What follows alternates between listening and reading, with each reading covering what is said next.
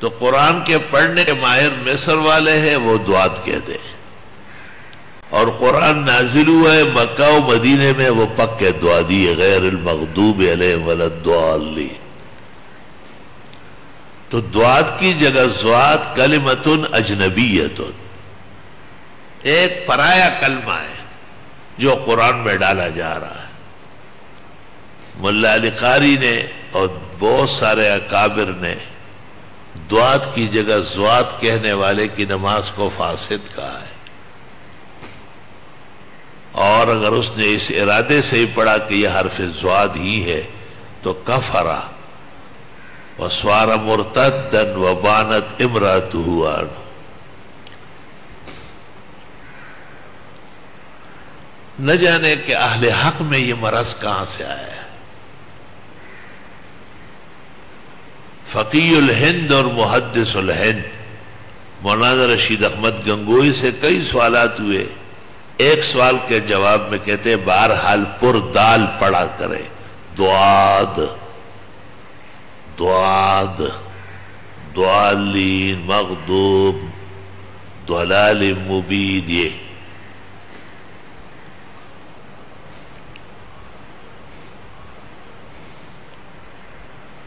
تو یہ فکر کی بات ہے، پریشانی کی بات ہے کہ اہل حق کیوں حرف تبدیل کر گئے اور اپنی طرف سے پانی پتی ہو دودھ پتی ہو، ان کا قرآن میں کیا کام ہے پانی پتی ہوگا؟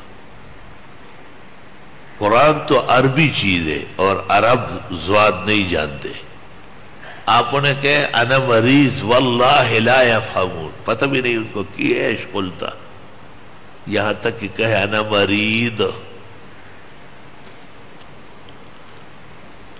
یہاں ایک عالم نے مجھے خط لکھا، ایک پمفلٹ سا بھیجا، میں نے اس کے جواب میں صرف اتنا اس سے پوچھا کہ چند سال پہلے آپ نے قراء کو لے کے آئے لاکھوں روپے خرچ کر کے، اور گلستان جوہر کے ایک محفل میں ایک لڑکے نے تلاوت کی اور اس نے زوات پڑھا، تو قرآن نے کہا اس لڑکے کو نیچے اتارو ورنہ اب کام چھوڑ کے جا رہا ہے۔ بڑی مشکل سے ان کو راضی کیا، انہوں نے کہا ہمارے ہوتے ہوئے قرآن غلط پڑھا جا رہا ہے، زوات کہاں ہے عربی میں؟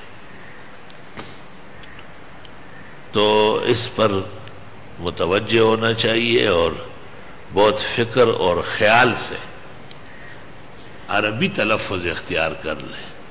قرآن پڑھا ہے مصر نے اور مصری دعا دیں، اور مکہ و مدینہ میں مسلمان جاتے ہیں اور وہ ائمہ الحمدللہ تمام نمازوں میں غیر المغضوب علیہم ولا الضالین۔